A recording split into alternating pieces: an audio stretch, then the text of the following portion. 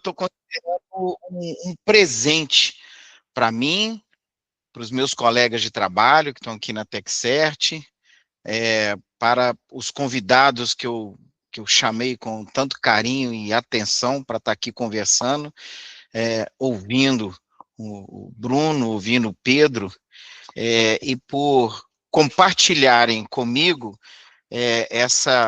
para mim, esse luxo que eu tenho de estar com vocês dois aqui nesse momento. A ideia é a gente ter um bate-papo. Eu preciso deixar Pedro e Bruno conversando entre si. São duas pessoas, dois profissionais da técnica que realmente impactaram muito o difícil ano de 2025. Eu acredito que vocês dois chegam no final desse ano e olham para trás as suas pegadas. Eu olho a pegada de vocês e vejo com muita orgulho que vocês fizeram, né? Eu participei, eu acompanhei de perto, até porque trabalho com vocês dois e fico muito honrado de estar aqui conversando. Basicamente, Bruno, o livro que você lançou, esse livro incrível aqui, o Conectando o Futuro, eu já dei ele de presente para várias pessoas. Uma delas foi o Pedro. Obrigado. Fiz questão de enviar. Depois você pega, o Pedro, um autógrafo com o Bruno, porque esse livro do Bruno autografado, igual tá aqui, ó, ele autografou o Léo. Aliás, o Léo tá na live aí também. O Léo tá na Espanha, tá terminando o semestre agora, né, Léo, em Málaga. E tá acordado uma hora dessa, são 4 ou 5. Até sol lá, pô, dá pra ver aí, ó. Ele conseguiu essa façanha aí de fazer um sol da meia-noite, né? É isso aí, ele mesmo. Tudo por vocês, né? Muito bom, Léo, que bom te ver, querido. Léo volta agora. Mas, o Bruno, eu já dei de presente para várias pessoas queridas, inclusive hoje também, a Yara, para fazer a estrutura desse evento aqui hoje, comprou alguns exemplares. Nós vamos sortear, ou talvez eu pensei em entregar para aquelas primeiras pessoas que querem perguntas boas, Yara, você seleciona aí, e se der, aproveitar que o Bruno raramente, mas ele está aqui em Belo Horizonte, se a gente conseguir levar os livros para ele também autografar, porque vale muito mais, viu, quando o Bruno autografa, isso aí vai, daqui a pouquinho no eBay, nós vamos vender por 10 vezes o valor do livro, que é caro para burro, viu, Bruno? Ô, livro caro! Nossa! É verdade. Eu tive que dividir em 3 vezes no cartão para comprar. Mas diz que tudo que é bom é caro, então está justificando aí dentro da questão. A transformação do futuro, a transformação digital, que você fala tanto no livro, as aplicações da inteligência artificial, muita coisa que você escreveu, eu vi o Pedro aplicando à frente da ENIAC. Eu acompanho a instituição, eu vi resultados, e esse ano no semestre eu encontrei com o Pedro, e eu vi o tanto de prêmio que a ENIAC ganhou, pelas entregas que ele fez, e como ele impactou pessoas. Então, eu vou deixar vocês com o seguinte, as 2 cenas que me impactaram, tá, Bruno? Eu disse a você que a coisa mais interessante que tem de um autor é quando a obra dele chega a lugares que ele jamais poderia imaginar e impacta a vida de pessoas. A minha esposa é escritora, então às vezes ela encontra pessoas que ela não conhece e fala, olha, o seu livro me ajudou e tudo mais. Quando nós começamos a fazer esse evento, eu chamei a Yara, que está aqui conosco, a Yara que é da área de marketing, ela não tinha lido o seu livro. E aí eu falei assim, Yara, seria importante você estudar um pouco o livro, para pegar a contextualização, tá aqui na minha mesa, dá uma folheada, né, Cara, a Yara comeu o seu livro. Eu vou falar assim, a Yara não é de tecnologia, a Yara não é, talvez, aquele primeiro público que você imaginou, e de repente a Yara passou durante os dias, colocando no grupo nosso aqui de trabalho, frases do seu livro. E eu conseguia visualizar a Yara assim, nossa, que legal, eu tenho que compartilhar essa ideia. E ela pegava os seus insights e colocava para a gente, já fora do contexto dessa reunião que a gente estaria fazendo. E ali eu percebi o seu propósito sendo atingido.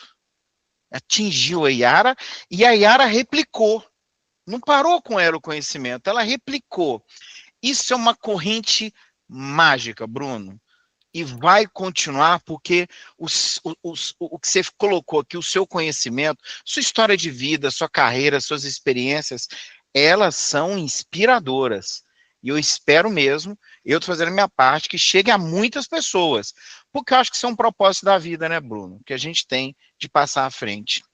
Por outro lado, Pedro, eu estava acompanhando algumas coisas, né, eu sempre acompanho as ações da ENIAC, mas eu vi a história de um aluno seu, de um aluno que estava passando, ele falou que passava pelo jardim lá da ENIAC todo dia e filmou o jardim, e aí ele falou assim, gente, eu fiquei com o desafio de desenvolver um processo de irrigação automatizada que pudesse pegar aqui a umidade perfeita, com a hora perfeita, para fazer a transformação natural das plantas aqui desse jardim, e dessa ideia ele recorreu ao grupo que você desenvolveram aí na ENIAC, né, nesse ecossistema, para que tivesse o apoio dos professores, o apoio dos laboratórios, o apoio dos alunos, colegas, e aí ele criou um incrível processo de irrigação automatizada, bacana, e aí eu vi, Pedro, o seu propósito sendo aplicado. Como que a sua instituição, ela leva ao incômodo do aluno, a instigá-lo, a curiosidade, mas principalmente o apoio veio dos professores, da estrutura, num propósito que eu vou pedir, Raquel, acho que você está com o seu microfone aberto, aí está dando eco comigo, coloca no mute, Raquel Barbosa. Isso, obrigado. E aí, vocês dois, eu vi, sem que vocês percebessem, né, claro, diretamente, o efeito do trabalho, do talento, do propósito de vocês, o Pedro como reitor da ENIAC, o Bruno como vice-presidente da Ânima e escritor de um livro fantástico, provocando essas transformações. O Bruno, eu gostaria que você falasse desse seu papel enquanto escritor e esse propósito de transformar, e você, Pedro, que está nesse desafio aí à frente da ENIAC, transformando pessoas. A ENIAC teve um ano, eu vejo, fantástico, foi um ano que vocês tiveram credenciamento para a medicina, que responsabilidade incrível. O papel que a ENIAC está fazendo no seu ecossistema, os convênios com as prefeituras de Guarulhos, como que vocês estão impactando a sociedade em volta, influenciando onde vocês podem chegar. Em cima disso, e nós estamos aqui com 42 gestores educacionais, pessoas que estão precisando de inspiração. E fica aqui, então, para vocês, meus colegas que me deram o prestígio de estar aqui, o meu presente de Natal embrulhado para vocês, o Pedro e o Bruno. Feliz Natal, entregue para vocês esse presente aí, que é ouvi-los, né não, Brunaca? Opa, pessoal, boa tarde a todos. André, prazer revê-lo, né? Acho que você é um companheiro aí de longa data de jornada em educação e tecnologia educacional, transformação digital de instituições de ensino. Para mim, estar aqui trocando com tantos outros gestores, eu passei o olho aqui na lista, pessoas que eu conheço, pessoas que também construíram histórias conosco, e também uma oportunidade de conhecer o Pedro, né? Eu mencionei para ele aqui na preparação anterior, né, que tive a oportunidade de conhecer o Rui, que é o pai dele, né, e fundador, né, do ENIAC, jeito também muito inspirador, de tecnologia de verdade, né, ele não vem de tecnologia, ele é de tecnologia, aí, Pedro, estou transferindo para você também, né, ou seja, vocês promovem o que de fato são, então isso é muito verdadeiro. Então é isso, pessoal, vai ser muito bacana. Pedro, estou passando a bola aí para você se apresentar aí, para você fazer suas boas-vindas, a gente começa aqui a conversa.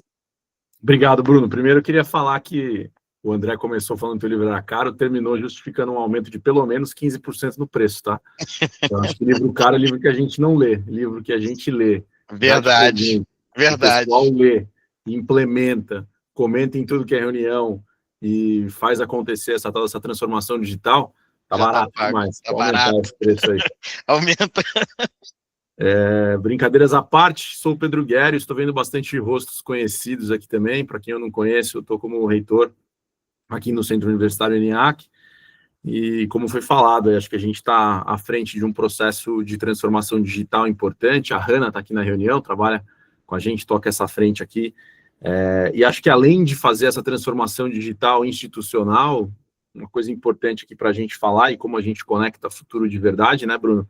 Especialmente estando dentro dessa área de ensino superior, acima de tudo, pensando no estudante e em como que a gente consegue trazer mais transformação digital para a vida desse cara, para a vida dessa pessoa que está estudando conosco, porque eu entendo que a gente está vivendo um momento único aí de possibilidade de diminuição de desigualdade mesmo. Se a gente conseguir implementar a inteligência artificial de uma forma robusta, responsável e eficaz no Brasil, especialmente no ensino superior, a gente tampa um buraco grande, acelera muito a capacitação das pessoas e prepara um país aí para viver essa nova onda de transformação digital, que é a transformação pela inteligência artificial, a aplicação de tudo isso, essa tecnologia incrível. Então, acho que a gente tem uma oportunidade muito grande, mas mais do que isso, uma responsabilidade como educadores de trabalhar isso da porta para dentro e da porta para fora, né? Ou pensando tanto na parte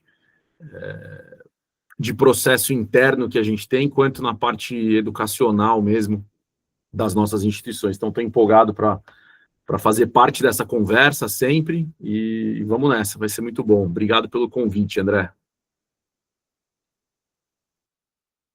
Muito bom, muito bom.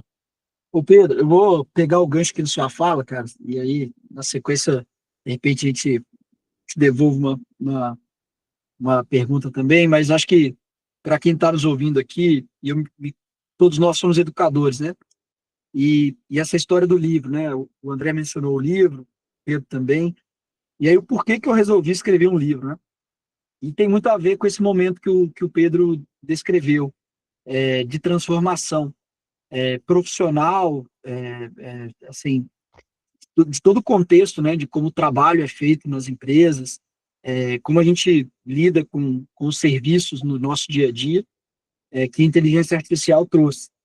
E aí o livro era uma espécie de um balanço da minha forma de atuar até aqui, e como eu estava me preparando, entendendo que é um momento diferente, né, uma tecnologia de uso geral e, portanto, teria o mesmo efeito que a internet teve em como a gente resolve as nossas coisas, como a gente vive, né? Que a IA também teria esse mesmo poder. É que eu falei, cara, é importante fazer um balanço, conectar esses pontos, né? Então, assim, o que foi a transformação digital, essa última década, um pouco mais de uma década que as empresas estão buscando eficiência operacional, melhoria da experiência do cliente, novas receitas, né? Se transformarem. A Tech7 tem muito sobre isso, né? Sobre esse capítulo da transformação digital. E como que agora veio o próximo nível com inteligência artificial, né? Até busquei cunhar um termo novo, né? Que não é transformação digital, com IA, então uma transformação inteligente, alguma coisa que combine as duas coisas, porque você precisa também avançar nos elementos da onda anterior, né? De cloud computing, de cibersegurança, de uma série de elementos culturais, né? De pessoas dentro da sua organização, desenvolvimento de pessoas.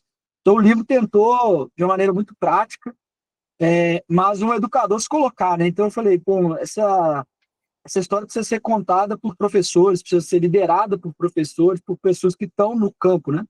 Eu uso um jargão que é de quem transforma para quem transforma. Eu acho que essa reunião que nossa aqui é de quem transforma para quem transforma. Somos realmente colegas. Então, o porquê do meu livro é esse, assim, tem um balanço, né, da minha carreira, de, sei lá, 20 e tantos anos, com o que está por vir, e a tentativa de conectar esse futuro, né? Por isso o título do livro, Conectando o Futuro, estratégias de IA no plural, não por acaso, acho que são estratégias diferentes, cada empresa tem o seu momento, e transformação digital para líderes. Aí o André foi feliz, porque não é específico para as pessoas de tecnologia. Então a Yara pode se apropriar, porque ela vai ler lá aquela história e falar assim, pô, esse cara começou na manutenção de computador, lá com a chave Philips, trocando fonte e colocando pasta base no processador quando você conseguia fazer isso, trocando as memórias, passando a borracha na memória. Então tem um caminho, né? As pessoas podem ter esse impacto, essa inovação através da tecnologia, né? E aí, Pedro, para não me alongar, eu vou pegar essa parte final, né, desse impacto social, essa transformação que a tecnologia pode dar, para te ouvir lá como você está conseguindo escalar essas histórias, né? Serem milhares de histórias de pessoas transformando sua carreira, sua vida, né? Ascendendo através da educação que vocês promovem tão bem no NA. Legal. A primeira parte disso é que quando a gente começou a falar mais sobre inteligência artificial e ouvir esse assunto, acho que todo mundo aqui vai lembrar, né, que o pessoal comentou muito que novas profissões iam ser criadas. A primeira profissão que a gente gostou de inventar, alguém inventou essa profissão, acho que ela nunca existiu nem vai existir, era o tal do engenheiro de prompt. E aí a gente falou, cara, o que é isso? A gente adora engenharia, né? Tem muita engenharia aqui no NA, que é um pilar aqui da nossa parte educacional. E aí a gente falou, cara, eu acho que não vai ser uma profissão, mas assim, todo mundo vai ter que ter a competência de entender como é que se escreve um prompt bom, como é que se faz a pergunta certa e como é que se avalia se esse prompt também é uma resposta ou se ele é um delírio. E a gente sempre teve aqui no primeiro semestre de todos os nossos cursos, os estudantes fazem uma capacitação em matemática, que a gente sabe que 90%, eu acho, de quem entra no ensino superior privado no Brasil não sabe somar fração e não sabe calcular juros compostos. Então a gente ensina o cara a somar fração e calcular juros compostos. A gente entende que isso já acelera a carreira da pessoa bastante, independente de qual é a área que ele vai estudar. A gente faz uma parte forte de comunicação, seja comunicação escrita, oral, apresentação, né? Toda essa parte de comunicação. E o terceiro pilar desse curso, de quando o aluno entra no ENIAC, o primeiro semestre dele, ele passa olhando tecnologia, que no começo era planilha, Google Sheets, Excel, e hoje é inteligência artificial. Olha, vou passar um semestre aqui com você, te ajudando a entender como o ChatGPT, o Gemini, o Claude, são parceiros educacionais teus, que você vai precisar alavancar, não só para ir bem no curso, mas para ir bem na vida. Então, a gente fez um trabalho muito grande de instituir de forma transversal nos nossos currículos inteligência artificial. E o nosso curso está feito, inclusive, para a nossa universidade corporativa. Então, os nossos colaboradores aqui também fizeram, a gente acabou convencendo até ex-alunos, enfim, a gente disponibilizou mesmo esse curso para ensinar o básico da inteligência artificial para as pessoas, entendendo que, eventualmente, nos cursos de TI, obviamente, a gente vai entrar mais a fundo, vai ter até matemática discreta e outras coisas muito mais complexas para você entender como um LLM funciona, mas o mais importante era a gente não deixar ninguém para trás nesse momento e conseguir garantir que o que estava saindo na outra ponta com inteligência artificial tinha realmente significado, não era só um prompt mal escrito com uma resposta delirada sendo entregue como portfólio ou como prova, né? Então, isso foi um desafio grande.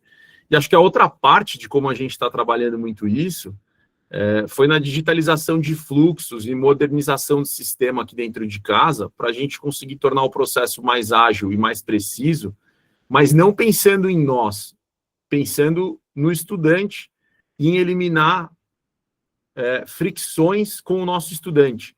Ou seja, de ter um processo que, quando o aluno precisa de alguma coisa da instituição de ensino, a gente tenha uma chance de acolher o aluno e não de criar um momento onde ele fala, putz, olha, não precise do ENIAC para isso, isso e aquilo, porque o pessoal lá vai te enrolar. E acho que todo mundo aqui trabalha com a parte mais burocrática do negócio, sabe que um diploma pode demorar mais do que a gente imagina, e dá para fazer um pouco mais rápido. O processo de mudança de curso, enfim, antecipação de disciplina, aproveitamento de estudos, cada um desses processos, né, desses requerimentos nas nossas secretarias, eles acabam causando um momento de fricção com o nosso estudante. E a gente olhou muito para pensar como que eu consigo deixar esse processo mais redondo para quando o aluno me pedir ajuda com alguma coisa dessas, ele se sentir mais acolhido e mais próximo da minha marca e da minha escola do que antes dele ter pedido. Eu acho que essas são as duas grandes frentes aí. Como é que a gente capacita as pessoas para usar e como é que a gente usa dentro de casa para melhorar a experiência final do aluno. Muito bom, muito bom. Yara, tem pergunta aí no chat aí já ou podemos seguir aqui? Não, Ou pode você quer seguir. colocar algum ponto, André? E você, André? Eu Você, tenho uma que você pergunta. vê daí, cara? Só avisar o pessoal que, assim, quem colocar as primeiras perguntas aí, já leva o livro do Bruno para frente aí. Sem boleto, né? Só o livro. Sem boleto. Então tá bom. Senão é perigoso, o pessoal não vai querer perguntar nada. O livro é bom. O livro é bom. Eu vi no Pedro falando e eu consigo visualizar a aplicação disso tudo. E que legal, Pedro, você trazer para dentro de casa também esse ensinamento que está ali. O Zé Salib Neto, que até tem um livro dele aqui, A Arte de Fazer Perguntas, e o Salib que escreveu a Orelha do Bruno, né? A Orelha do livro do Bruno está aqui. O Zé Salib lançou um livro agora incrível também, A Arte de Fazer Perguntas, e ele fala que o grande desafio que nós estamos vivendo agora é ensinar as pessoas a fazerem as perguntas corretas. Né, a essa era da inteligência artificial, o grande desafio, e diz que é o primeiro momento de inovação tecnológica que a geração atual está perdendo para a geração anterior, porque a geração anterior está mais preparada para criar suas perguntas, a estruturar as perguntas para encontrar as respostas certas. A gente tem contexto, né, André? Eu acho que é uma questão de contexto. Se você faz uma pergunta sobre música, mas você só conhece Ana Castela, nada contra Ana Castela, tocou aqui em Guarulhos ontem, não tem problema. Mas se é só isso que você conhece, e o ChatGPT tocar uma música de Beethoven, você vai achar ruim. Vai achar ruim. Você não vai entender o contexto, né? E então, aí é uma questão de contexto, a bagagem que a gente leva para o prompt, que é esse contexto que a gente traz para a relação que a gente tem com esse bichinho aí, seja ele o GPT, o Gemini ou qual for, é muito importante, né? Tem até a Raquel aí com violino, desculpa puxar o seu nome aí, mas é isso, assim, qual é o contexto que a gente traz para esse prompt?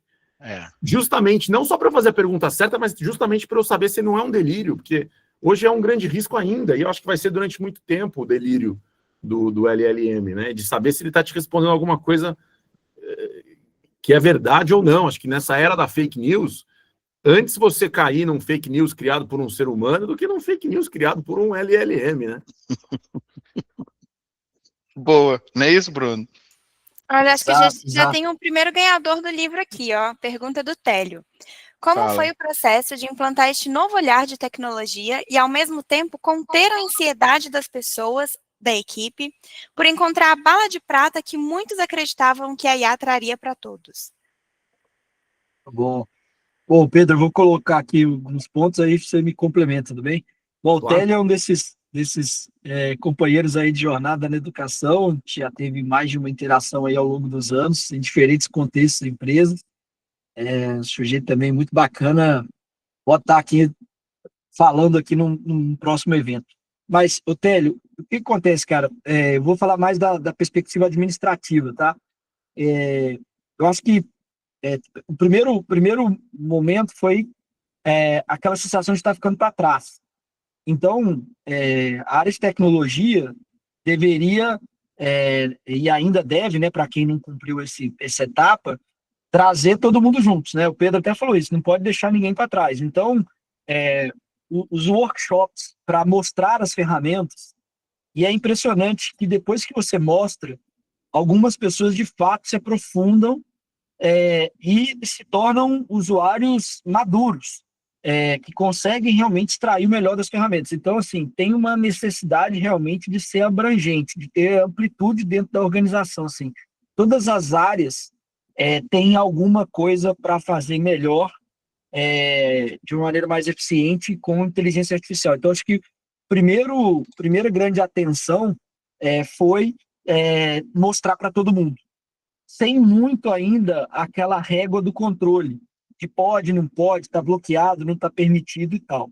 Até porque as ferramentas, elas permitiam um nível de experimentação muito grande antes de comprar as licenças, né? A gente, por exemplo, na Anima colocava, olha, se eu tiver que assinar o ChatGPT para 7 mil pessoas, essa conta vai para mais de 7 milhões de reais por ano. Não vai dar para ser por aí. Mas deixa eu te mostrar o que o Lovable faz, deixa eu te mostrar o que o Make faz, deixa eu te mostrar o que o Eleven Labs faz. E aí essas coisas ficaram mais claras de que, bom, para fazer determinadas tarefas é SLLM, para fazer determinadas tarefas essa é outra aplicação integrada a SLLM. E aí ficou mais claro para as pessoas de negócio que faria sentido para a área de comunicação interna assinar determinadas ferramentas, enquanto que o jurídico deveria assinar outras, enquanto que a área de tecnologia, os assistentes de desenvolvimento. Então, no final, eram mais de 10 ferramentas diferentes. E aí você fala, mas e a necessidade básica do assistente? Essa do conversacional. Aí o desafio foi de escala, né? O desafio de fazer com que milhares de pessoas tivessem acesso a algo por um custo razoável, né? E aí foi onde a gente desenvolveu o que a gente chama de Anime AI, mais adiante eu posso explorar. Mas para fechar, para dar um exemplo concreto, o site da Anima institucional atual, ele foi feito diretamente pela área de comunicação numa dessas ferramentas como o Logo. E aí eles fizeram lá com apoio nosso para a questão de cibersegurança, algumas poucas integrações, mas eles têm grande autonomia e foram aprendendo ali os limites, né? De, cara, como é que eu troco uma imagem que eu coloquei? Falei, cara, você criou a tela de trocar imagem? Não, então não tem o Content Management System para você trocar a imagem. Então nós vamos ter que... E aí fomos educando, mas com muito mão na massa, tá? Então eu diria que a gente fez, sei lá, centenas de sessões do que a gente chamou de AI Friends, né? Os amigos do AI. São as pessoas mais interessadas nesse assunto. E realmente hoje a gente tem muita gente com essa competência dentro da organização, né? Ninguém com o trabalho, como o Pedro falou, ninguém é engenheiro de prompt, mas são muitas pessoas com a competência de fazer muita coisa de forma diferente dentro da empresa. Bacana, Bruno. Acho que a Glenda levantou a mão. Quer fazer uma pergunta, Glenda? Quero sim. Boa tarde, muito obrigada pelo presente, viu, André? Presente, eu te falei que era. Muito obrigada. Eu também sou autora de livro. Eu escrevi um livro sobre gestão escolar, sou secretária escolar, e aí eu queria falar uma questão, fazer uma pergunta sobre nessa percepção, porque eu percebo que existe uma maior barreira para a transformação digital que não é a tecnologia. Eu entendo muito mais de questão de hábitos, de culturas, e aí eu queria ouvir de vocês uma estratégia assim, de liderança para tentar melhorar o engajamento e que essas pessoas, especialmente os docentes, não se sintam que serão substituídos ou algo nesse sentido. Legal.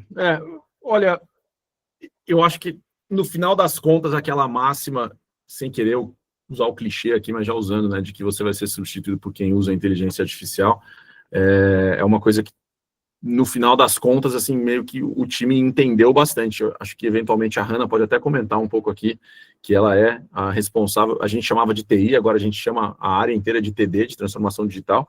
Legal. Um pouco sobre isso. O mais importante, eu volto um pouco para aquilo que eu falei, né? A gente criou ferramentas para capacitar as pessoas a usarem. E aí eu acho que uma vez que você está capacitado a fazer uso, né, que você, vamos lá, já que tem bastante gente de educação, depois que você constrói essa competência e adquire essa competência, tudo se torna um pouco menos assustador, né? Eu acho que o começo disso, 2023, foi um ano, pô, cara, eu vou ser substituído, minha mãe vou substituir minha mãe por um LLM. Era uma loucura. E aí a gente foi entendendo que, pô, a tua mãe com LLM, ela é uma mãe melhor.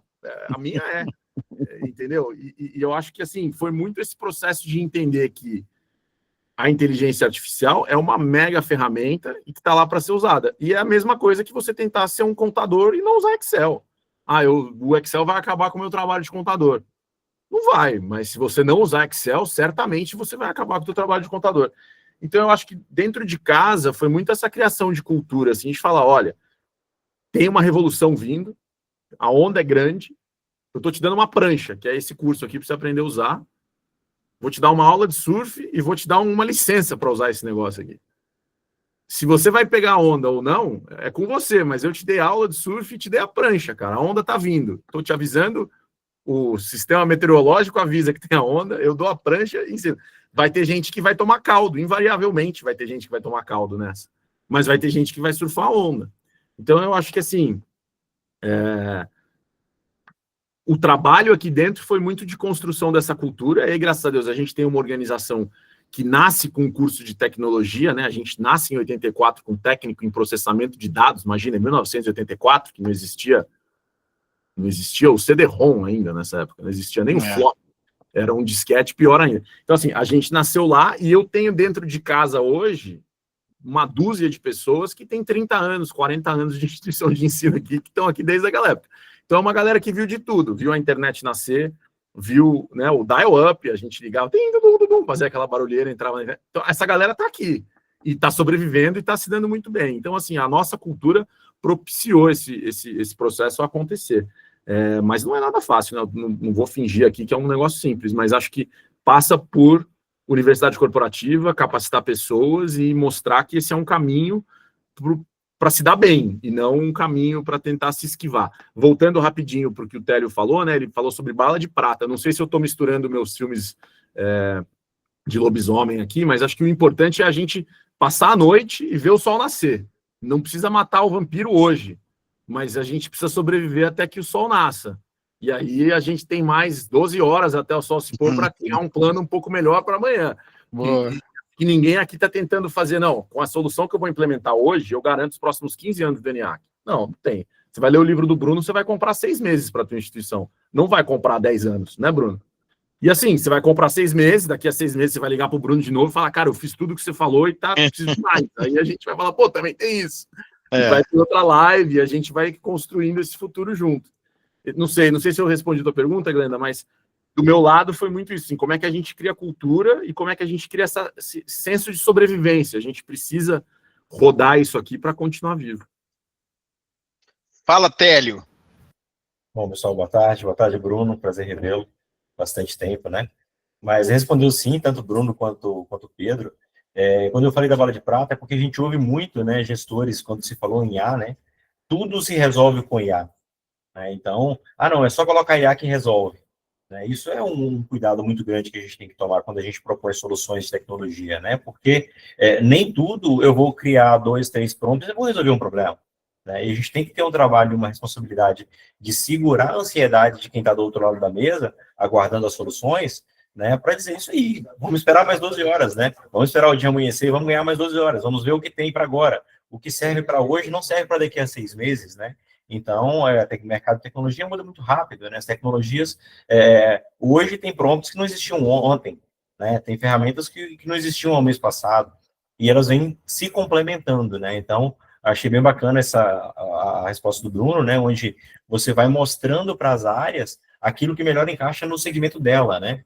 Então, se para você o Lovable resolve, vamos resolver com o Lovable.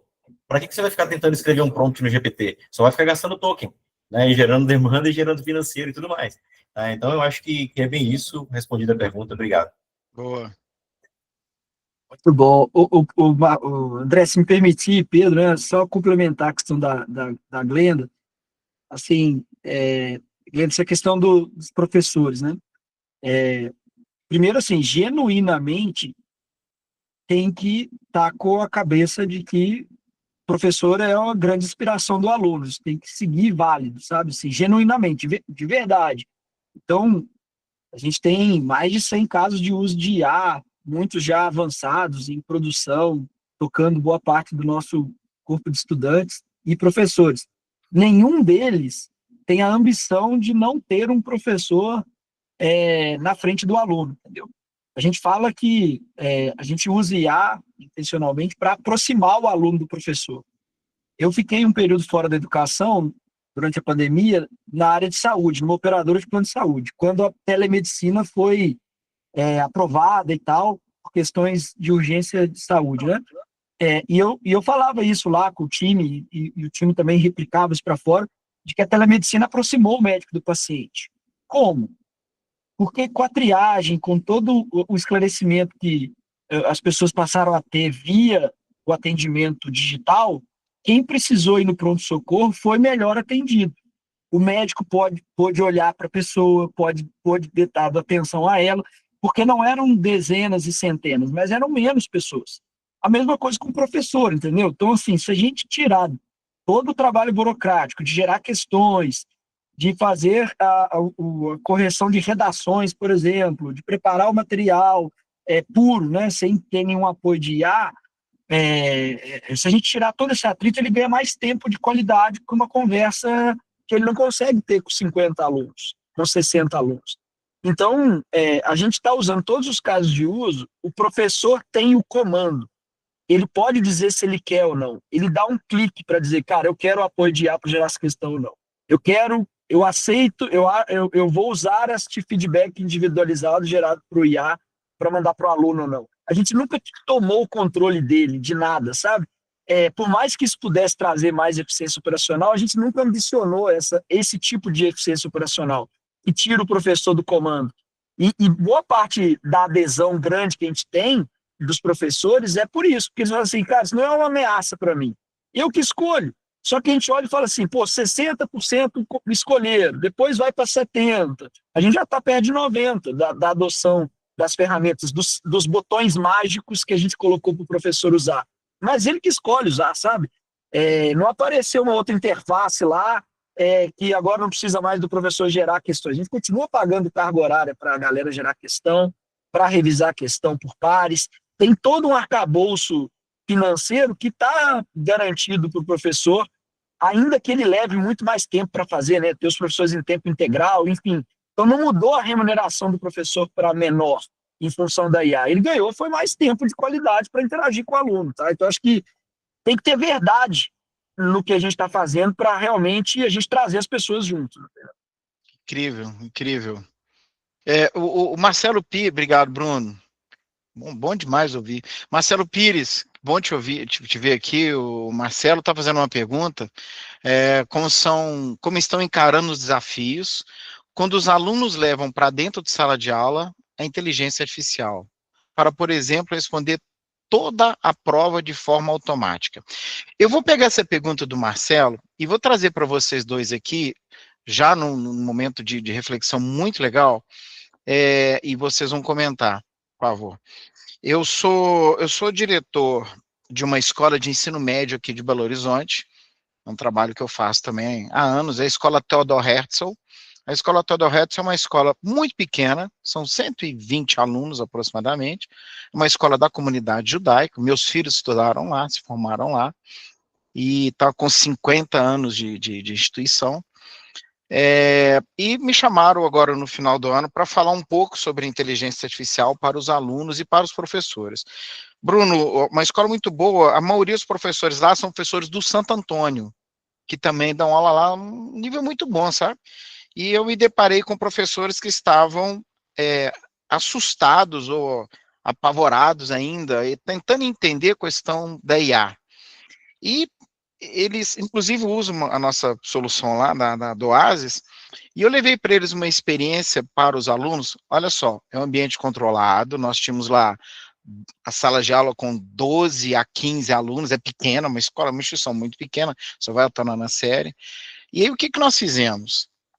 Primeiro, nós mostramos aos alunos o que fazer com a inteligência artificial, quando, numa aula de geografia, primeiro colocamos papel e lápis para eles e responderam 2 perguntas de uma prova, era uma prova, e eles escreveram. Depois nós colocamos o computador na frente deles e demos a eles a experiência de explorar e fazer a melhor pergunta para aquele contexto que estava ali naquela prova, e depois nós mostramos as 12 perguntas e começamos a eleger, inclusive com o uso, também usamos o ChatGPT, qual foi a pergunta mais bem elaborada e mais pensada, e classificamos ali. Começamos a mostrar para eles onde que poderia eu chegar, simplesmente não respondendo, mas aprofundando aquele recurso. E para o professor, nós fizemos uma coisa muito interessante. Eu pedi a ele levou para mim provas dos últimos 8 anos. E aí eu digitalizei essas provas, na hora, já estava ali dentro do Oasis, e aí nós jogamos para dentro da base da escola, quer dizer, eu já comecei a mostrar e o que eu acho o grande potencial da IA, não vai ser para fora da organização, mas para dentro da organização, e falamos, analise os 8 anos de prova que esse professor deu, pegue quais foram com as respostas, pegue quais foram as questões que mais erro tiveram, separe, pegue as questões que mais acerto e respostas rasas tiveram, separem, e baseada nessa pesquisa dos últimos 8 anos, me ajude a formar uma pergunta que os alunos poderão aprofundar utilizando inteligência artificial. Quando eu levei isso para o professor de geografia, ele ficou tão entusiasmado que pela primeira vez ele entendeu que a inteligência artificial no ambiente acadêmico poderia ser um grande aliado. E aqueles alunos, faixa etária de 12, 13 anos, entenderam até mesmo a competição saudável, né? Porque ele tem nota, quem tirou a melhor nota, a melhor pergunta, de como utilizar melhor a inteligência artificial, ou, como o meu mestre Salib me inspira, fazer a melhor pergunta da melhor maneira. Então, Marcelo Guerra, diante da sua pergunta, e diante desse laboratório que eu fiz, aos 2 mestres aqui, o Bruno e o Pedro, eu gostaria que vocês me ajudassem a responder e a refletir aqui essa questão do Marcelo Guerra. Bruno e Pedro. Primeiro o Bruno, depois o Pedro. Você não quer inverter, não? Primeiro o Pedro e depois o Bruno. Isso, perfeito. Beleza. Cara, eu acho que assim, eu trabalho com educação porque eu fui um aluno ruim. Eu detestei o meu processo de ensino-aprendizagem. Desde o ensino médio ao ensino superior, eu não gostei. E eu aceitei o desafio de trabalhar com educação superior aqui. Obviamente tinha uma ligação familiar importante, mas eu falei, cara, eu quero fazer isso, me apaixonei por educação, porque eu vi a possibilidade da gente ofertar para o aluno uma experiência absolutamente nova e diferente daquela que eu vivi como estudante. E o que eu quero dizer é que, assim, se eu passar uma prova que o cara consegue ter as respostas no chat GPT, ela é um pouco melhor do que a prova que tinha as respostas no Google, mas não muito. Uhum. Então, a gente trabalha muito com projeto. Talvez ela é pior até do Google, né? Porque a do Google tem menos delírio, mas enfim, isso eu estou batendo nessa tecla direto aqui. Então, a gente trabalha muito com projeto. E a gente entende que agora não tem mais para onde se esconder que não seja dar projeto para os nossos alunos resolverem. E aí eu volto para o que o André falou no começo da conversa, que é o projeto que está lá no meu LinkedIn, que foi de um aluno que chama Marco, que viu o nosso jardim sendo regado quando estava chovendo e morrendo seco quando não chovia, e falou, vou botar um negócio aqui para molhar essa planta na hora certa. Isso aí. E assim, pouco me importa se ele aprendeu no TikTok, se ele pegou um livro na minha biblioteca, se ele foi na biblioteca virtual, ou se ele botou no chat GPT e falou, o que eu faço com essa planta aqui? Pouco me importa. Perfeito, Bruno. E ele resolveu, ele foi lá Isso aí. Da cabeça dele, falou que queria, sentou com 2 professores, juntou, fez uma rifa, pegou um dinheiro, montou um sistema de irrigação de plantas. Por isso que eu postei no meu LinkedIn, falei, se isso daqui acontecer uma vez a cada 5 anos, eu já estou no caminho certo. Graças a Deus aqui no NA, que toda semana eu dou uma volta no colégio e posto um negócio desse. Então, assim, para mim essa é a resposta, trabalhar por projeto, avaliação por competência de verdade, por isso que a gente dá comunicação no primeiro semestre, porque se eu dou uma prova e o cara vai no chat GPT e pega a resposta, mas eu obrigo ele a me apresentar a resposta que ele tem, falando na frente do palco com mais 50 alunos em sala de aula, pouco me importa se esse cara pegou o texto que ele está recitando no GPT, se ele entendeu a resposta do GPT, acreditou que aquilo é certo, checou que aquilo é certo minimamente, né? e falou aquilo na frente de uma sala de 50 pessoas, o meu papel como educador está cumprido, cara. Entendeu? Então, assim, eu vou muito pro lado de graças a Deus que nunca mais alguém vai dar uma prova que se eu pegar a pergunta e colocar em alguma coisa, em algum dispositivo, vai sair uma resposta na outra ponta. E voltando só para uma coisa de inteligência artificial que foi dita aqui sobre o professor usa, então o aluno faz a prova inteira falsa, o aluno faz a prova inteira falsa e o professor corrige a prova inteira falsa, porque ele põe na IA dele. Cara, todo mundo aqui tem um smartphone, todo mundo aqui tem um WhatsApp. Todo mundo aqui, quando abre uma conversa e vai responder uma pergunta, tem a opção de clicar uma das 3 caixinhas e fazer a resposta inteira com aquela resposta que o computador quer que você dê para a pessoa. Alguém aqui usa aquilo?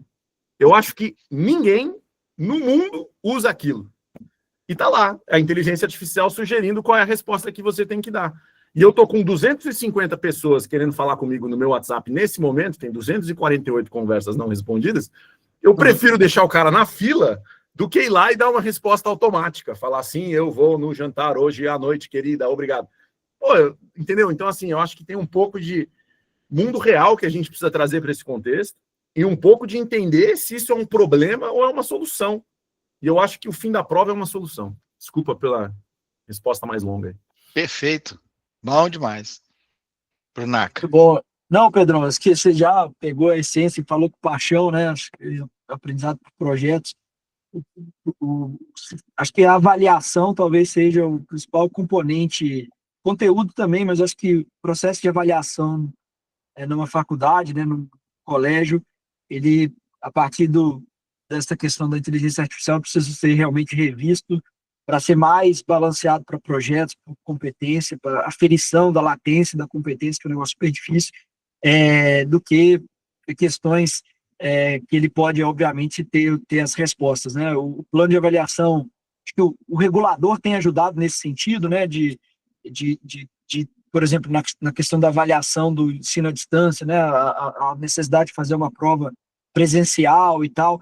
Então, acho que tem movimentos para que acelere a atualização do modelo de avaliação, né? De forma geral, assim. Então, eu estou otimista nesse sentido, tá? Acho que cada vez mais os relatos do Pedro e do André serão não a exceção, mas o novo padrão a partir de IA, tá? Tô bem otimista com relação a isso. Naturalmente, a gente vai evoluir para isso. E também com o empurrãozinho de toda a regulação. Tô caminhando para o final. O Pedro não poupa, você viu, né, Bruno? O Pedro bate forte, ele é... Eu queria aproveitar, André, para me intrometer. Eu ia te chamar agora, Léo. Deixa eu fazer a introdução aqui. O Bruno e Pedro, eu estava lendo exatamente uma chamada do Léo, que ele coloca a seguinte frase: a minha geração precisa de dinâmicas e incentivos acadêmicos para botar academia e tecnologia andando junto. Então, vou trazer aqui o Leonardo, que tem 22 anos, está bem no público que vocês estão ajudando a formar. O Léo tem uma experiência bacana, que além de ter estudado aqui, agora está estudando fora, está na Espanha. E fez uma colocação muito interessante, Léo. Eu queria que você falasse ela aqui. O Pedro... Na verdade, eu já ficou antiga a minha frase aí, porque eu já pensei em outra coisa para adicionar aqui na história. Então, eu acho que é legal o fato de eu ser talvez um dos poucos, talvez junto com a Yara, mas alguns outros aqui, como personas do universitário. E eu estudo psicologia. E na psicologia, pelo menos no Brasil, a gente tem discutido muito sobre o impacto da inteligência artificial no ensino, na sociedade, no indivíduo. E eu acho que eu sou a última geração a ter entrado na universidade sem inteligência artificial. Eu estou na metade do meu curso. Eu me lembro bem que o meu primeiro ano de psicologia não existia ChatGPT. E no segundo ano meu de psicologia existia ChatGPT. E eu sei disso exatamente porque, enquanto aluno, né, no começo da inteligência artificial na universidade, foram os alunos que trouxeram isso para a sala de aula no início. Eu me lembro claramente que o meu primeiro ano de psicologia não tinha nada disso e que no segundo já começou a ter. E que a gente começou a usar muito na sala de aula e rapidamente se transformou nas discussões que a gente estava tendo com os professores. E por que eu acho que isso é fascinante, preocupante, interessante no mínimo? eu entrei na universidade sem estar usando isso, e provavelmente eu vou fazer o meu TCC com a ajuda da inteligência artificial. E ela pode ser boa, e eu posso fazer um TCC interessante, e que vai estar agregando alguma coisa para a sociedade, ou ele pode ser, né, como o Pedro estava falando aí, eu posso saber utilizar isso a meu favor, na forma criativa, ou posso simplesmente trazer um produto final aí que vai ser totalmente artificial.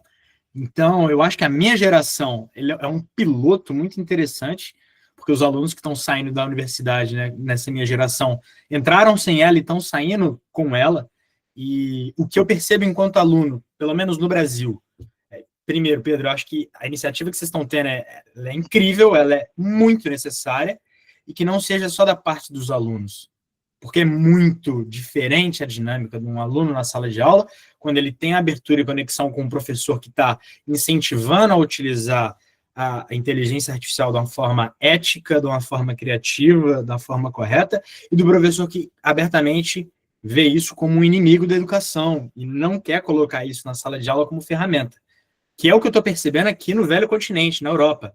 Nenhuma aula minha rolou algum tipo de incentivo de dinâmica de sala de aula, pelo contrário, só o distanciamento da academia com a ferramenta e com os alunos. E eu acho isso muito, muito chocante. No Brasil, na sala de aula no Brasil, o que eu mais tive foram professores e discussões, inclusive do universo da psicologia social, que é muito interessante, do uso correto e ético disso.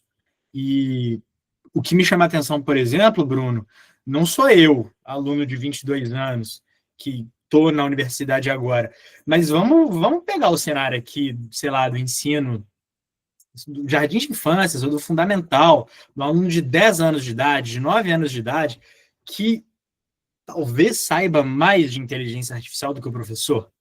E aí, como é que um professor tem que lidar com uma situação dessa? Eu lembro que no Brasil eu estava discutindo sobre um artigo científico já, dizendo sobre o impacto da inteligência artificial para o ensino de matemática. E como é que era incrível o impacto disso. Mas que de nada vai adiantar se o aluno tiver consciência e poder disso, chegar e tiver, sei lá, numa escola pública, por exemplo, com um professor que não tem domínio algum dessa ferramenta. Aí sim a gente está ferrado, porque a gente vai estar produzindo uma geração que não está tendo esse abraço acadêmico, né, da própria academia, ensinando a utilizar, ensinando a perguntar. Né? Então, o que a gente mais precisa nesse momento é de uma geração como a de vocês, que está à frente né, das ferramentas de ensino e de ajudar essa minha geração que está aprendendo a se desenvolver, ou dessa geração que nasceu no mundo da inteligência artificial, que isso é mais doido da gente se pensar, né? Até eu, que sou um dos mais novos aqui, não nasci com inteligência artificial. E a leva da galera que já nasceu com tudo isso? Como é que vai ser o impacto? Como é que vai ser tudo isso? E, para mim, tem que se passar de cima para baixo, tem que vir pelo grupo docente, tem que vir pelos professores, tem que vir pelas universidades, não fugindo disso, que, curiosamente, é o que eu estou vendo aqui na Espanha, assustadoramente, melhor dizendo, é o que eu tenho visto aqui na Espanha. Mas aí, Léo, sem querer te interromper, eu já pego a colocação do Caruso, aqui da Uniswan. G7 presente, hein, Pedro? G7 presente. Ele falou, temos aqui inteligência humana, o fator humano bem colocado, e vai ter essa congruência. Diga aí, Bruno, Pedro, comente. Nós estamos caminhando para o final, gente. 4 minutos. Pedro, eu estou seguindo aquele dobradinho aqui, né? Acho que eu respondi a última, né? Acho que você puxa de novo, né?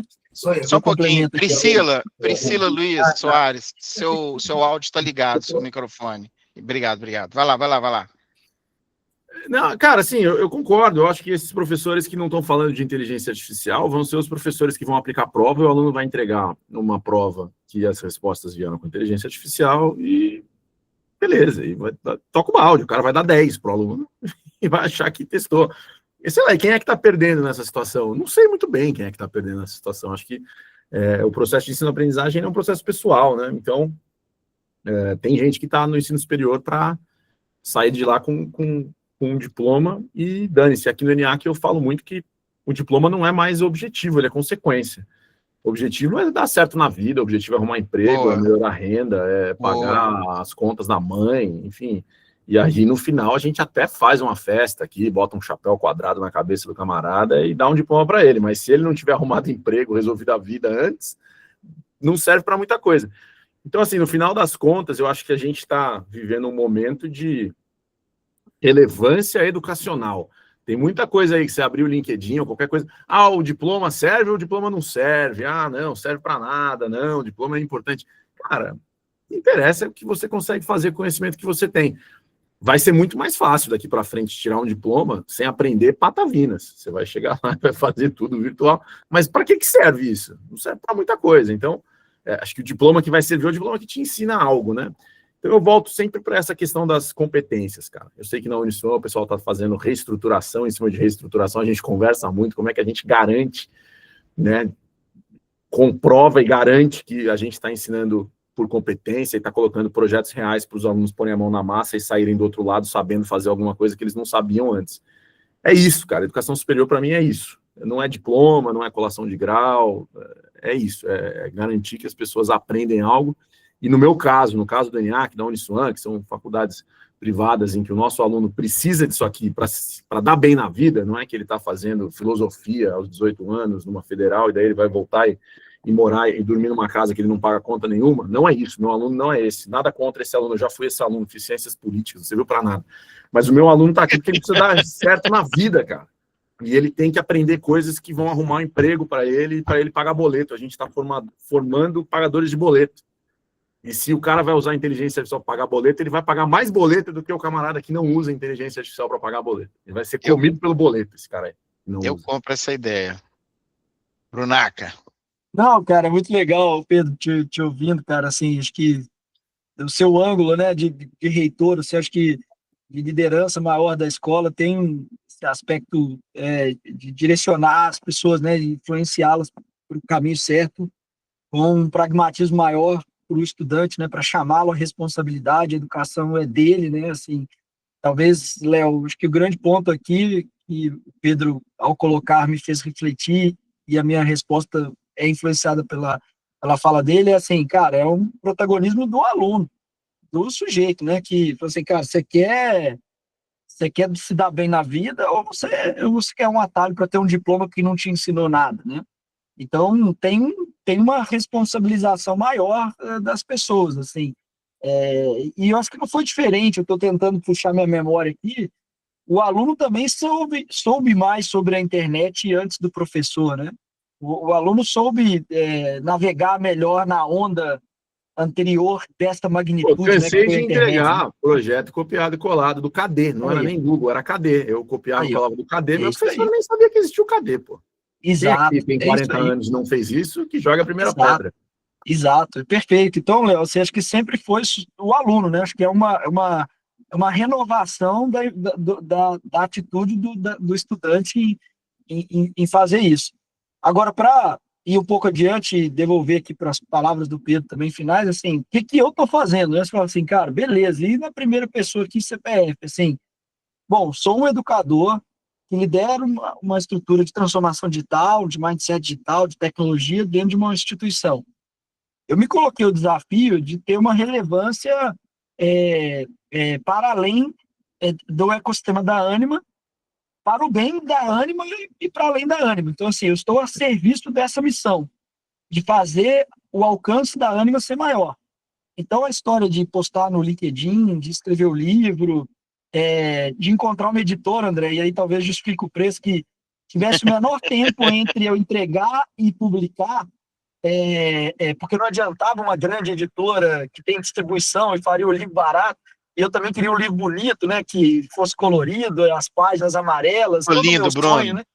Eu queria um livro desse jeito.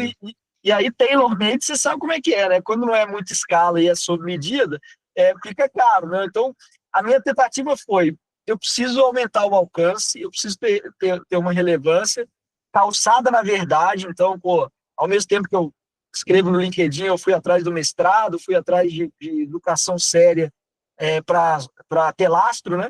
Então, eu estou tentando me expressar e me comportar diante desses novos desafios, assim. Então, eu estou diferente do Bruno do ano passado, do ano retrasado e da tentativa anterior, André, quando foi no Instagram, né? Lembro, eu estava ali nos influenciadores digitais, economia do criador, eu criei meu perfil, eu me joguei, né? Antes de criticar o Hotmart ou qualquer coisa do tipo, falei, cara, eu quero ser um cara desse, assim, eu quero fazer a fórmula do lançamento, eu quero ler o livro e ver se isso tem alguma valia como educador, tá? Eu educador, professor, será que eu preciso de uma universidade para intermediar ou eu posso eu mesmo vender pela internet para estudantes? Então, eu estou experimentando, estou me permitindo viver essas coisas.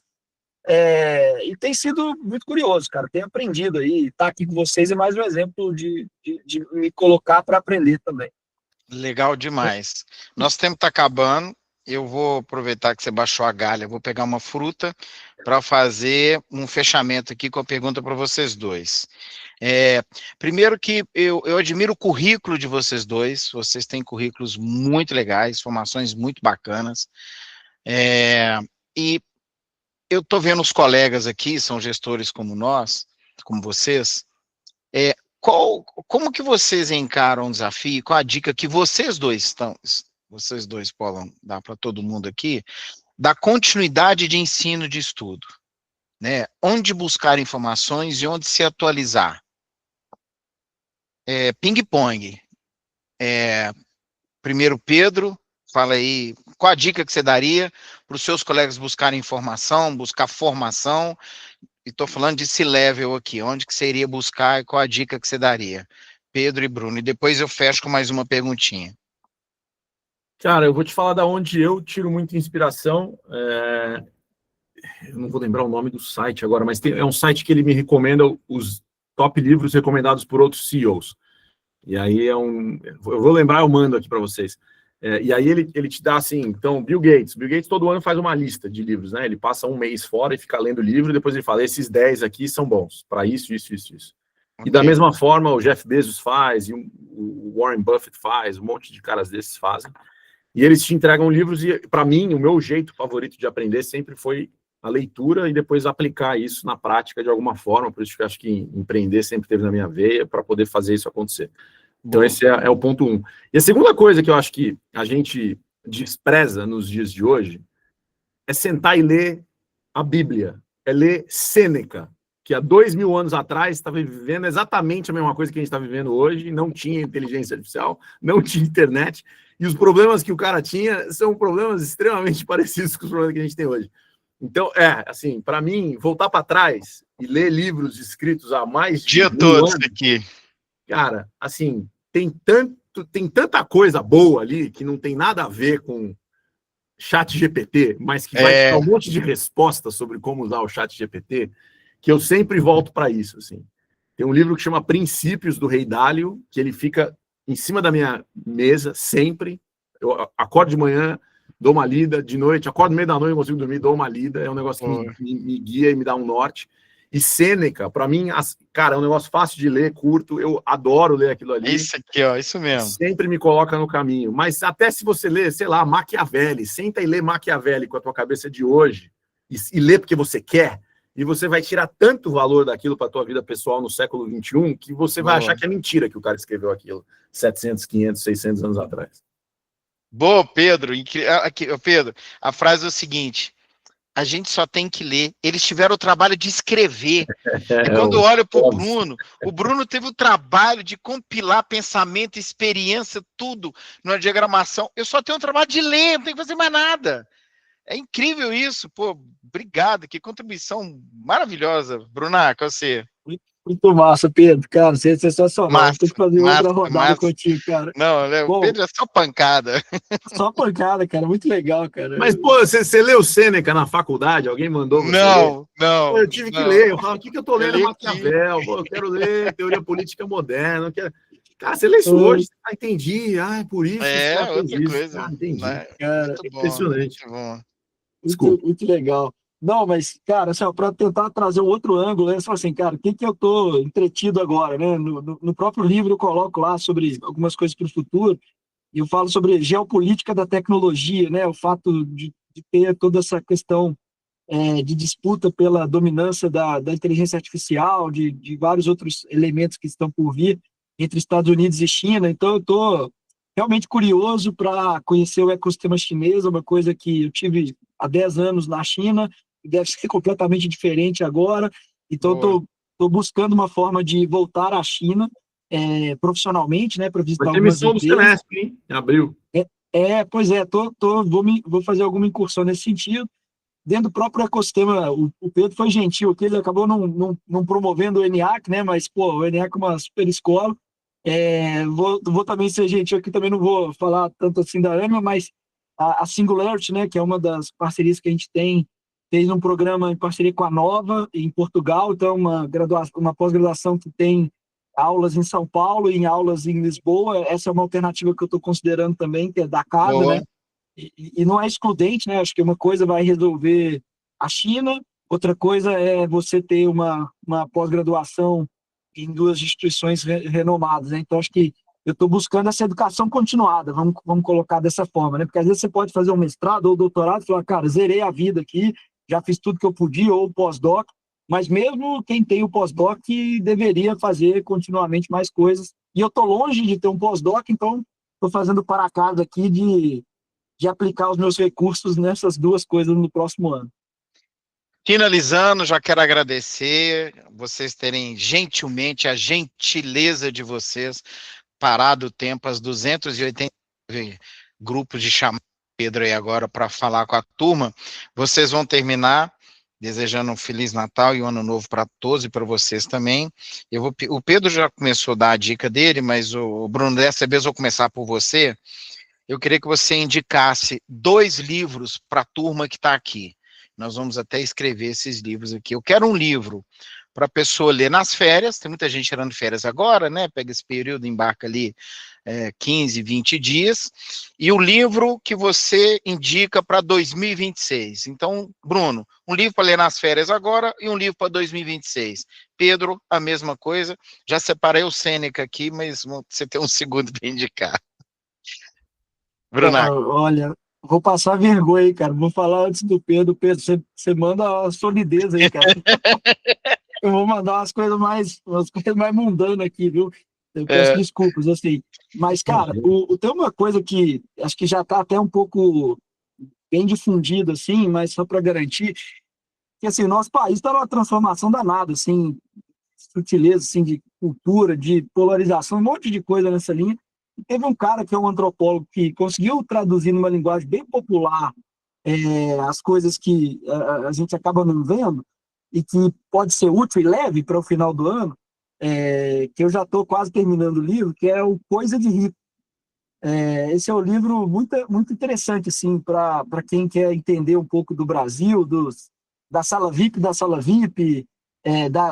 de todo mundo querer uma coisa, depois querer outra, que é comportamento, né? E comportamento, depois, ele apresenta isso na faculdade, apresenta isso em casa, apresenta isso na rua.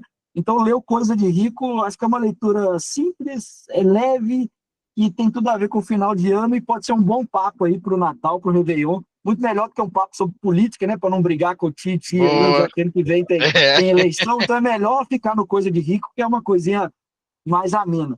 Qual o nome do autor? Cara, eu tô sem o nome do autor aqui, mas ele é um cara antropólogo, ele tá bombando, cara. Tá tudo quanto é programa. Coisa de Rico, você compra o livro, vai na primeira classe da Emirates. O sobrenome dele é diferente. Michel Alcofarado. Boa, Alcofarado, sei lá. Coisa de ele Rico. É um cara, você começa a ler, você não para. Então, vale a pena o Coisa de Rico, tá?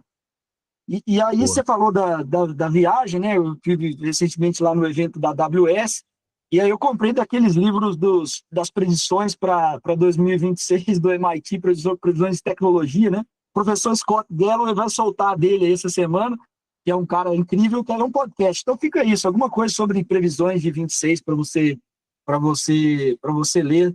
Eu comprei o livrinho no aeroporto, mas não li ainda, mas eu mando aqui o link para vocês. Mas se alguém quiser alguma coisa mais recente, tem esse podcast essa semana do Scott Galloway falando das suas previsões aí para o ano. Boa, ele é muito bom, o Galloway. Não concordo com tudo, mas sempre saio provocado por ele. Cara, tô com 2 livros mexendo com a minha cabeça, que eu vou ter que recomendar os 2. Acho que um cabe um pouco mais nas férias, mas assim, eu gosto muito de um tipo de livro que acho que pouca gente lê por prazer, mas é só o que eu consigo ler. O primeiro é um livro que tem algum tempo que saiu, que é do Han Charan, que é um cara de Harvard, que escreveu o Pipeline da Liderança, enfim, um cara de... Falaram muito sobre empatia, como é que a gente faz isso com o time aqui. Acho que o Han Charan é um super guru nesse assunto todo aí, então vale a pena sempre que ele escreve. E ele tem um livro que tinha passado por baixo no meu radar, eu não tinha pego, e comecei a ler, coincidentemente, semana passada, que eu acho que em português ele chama O Sistema de Gestão Amazon. The Amazon Way of Managing, acho que é o nome em inglês. Mas é Han Charan, a Amazon, você vai achar. A capa é uma caixa da Amazon, assim, sendo aberta. E é um livro que tem todas as lições de Jeff Bezos ali, como é que a empresa foi criada e chegou até onde chegou. E, assim, uma aula de gestão, um negócio incrível, muito, muito bom mesmo. Um outro livro de business, assim, que eu tô com ele na minha cabeceira e tô provocado aqui com o meu time, chama As 5 Disfunções de um Time. Sensacional, acho que inclusive, todo ano eu dou um livro pro meu time todo aqui. Esse ano eu devo dar esse, então a Hannah, que é do meu time, que tá aqui, já tá sabendo qual é. As 5 disfunções de um time é um negócio, assim, cara, sensacional, de como montar equipes, e acho que trabalha muito isso que a gente falou aqui lá no começo, sobre como é que a gente trabalha a cultura, né? Você tem que ter um time funcional. Se tiver muita disfunção ali, não vai funcionar. E é um livro, cara, que assim, você abre, você vê a primeira página, você não consegue parar de ler ele. Livro incrível. E por último, eu vou falar 3, tá? Então eu já dei esses 2, mas eu vou falar um que eu acho que vai ser mais gostoso de ler na praia, apesar dele ser só capa dura por enquanto e meio pesado, vai dar mais trabalho. É o livro novo do Yuval Noah Harari, que é o cara que escreveu Sapiens, que eu particularmente não gostei dos outros 2 livros que ele escreveu, mas Sapiens, assim, é uma porrada, é um puta livro. E ele escreveu um que chama Nexus, não sei como é o nome da tradução, eu estou lendo ele em inglês, inclusive, então eu estou com ele lá, o nome é Nexus, é um livro dessa grossura, capa dura. Eu tenho ele aqui. O Harari, eu acho que ele não se intitula futurista, mas ele é um futurologista, assim, né? Porque acho que, de novo, ele volta, né? Ele foi olhar para quem nós somos do ponto de vista biológico, né? E do ponto de vista antropológico. Como é que a gente chegou até aqui? E eu acho que é um lugar muito rico de se explorar para onde a gente vai. Então, é um livro que eu vou estar lendo na praia, entre uma caipirinha e outra, nessas férias. Se der para tirar as férias, né? Entre o Natal e o Ano Novo, aquela semana esquisita. Boa sorte para você. Obrigado. Gente, beijo na alma, no coração. A Yara fez a relação aqui das pessoas que vão ganhar o livro. Télio, Marcelo, Glenda e Lucélia. Se vocês não tiverem o livro, vão me falar. Se tiver algum jeito, Bruno, de eu te entregar aqui em BH para você dedicar para ele, você me fala, eu vou dar um jeito de buscar aí, vai ser legal. Eu desejo a vocês um 2026 espetacular. Pedro, manda um beijo para o seu pai, que é uma pessoa querida e admirada por todos nós aqui. Parabéns pelo seu trabalho à frente da ENIAC Ventures. Ao livro aqui, esse Nexus, né? Nexus, esse aí, que é uma pomba, esse aí mesmo. É uma pomba, exatamente. Dá para ler na praia, tranquilo. A gente tira 3 meses de férias e fica lá tranquilo. Eu não vou para fora. Muito bom, fico feliz. Eu aqui na empresa, Bruno, nós temos uma biblioteca e eu incentivo muito a leitura. Fiz até uma coisa e fica uma dica aqui. Havia um tempo que naturalmente alguns colegas vinham e me pediam uma revisão de salário, um prêmio, um bônus, e eu fiz uma coisa que vale aqui sempre. Quem lê um livro, eu dou um bônus mensal, e não é cumulativo, vai fazendo.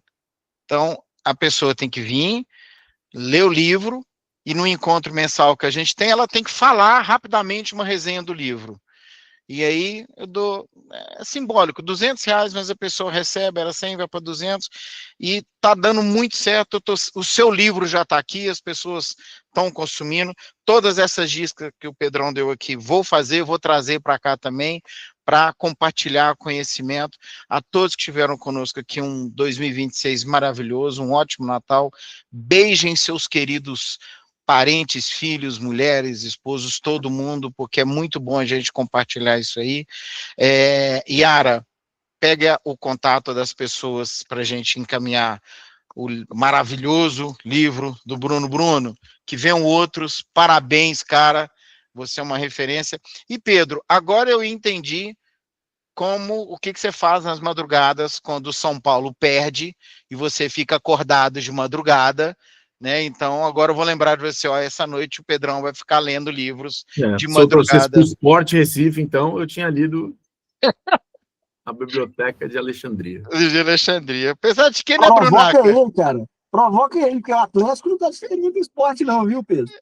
Não, pelo menos não caiu, né? Mas nós três aqui somos frequentadores de estádio, né? Eu e Brunaca, atleticanos, nós também. Se seguimos a do Pedro, né, Bruno? Cada vez que o Galo jogar mal, a gente lê um livro de madrugada. Cara, o pós-doc vai vir em 3 meses pra gente. Natural. Muito obrigado a todo mundo. Um beijão gente, na alma. Eu vou deixar aqui o meu claro. LinkedIn, Pedro Guérios. Eu queria conectar com quem participou, com quem ouviu a gente, legal. Continuar a conversa. Você colocou aí no grupo? Não, eu não sei fazer isso.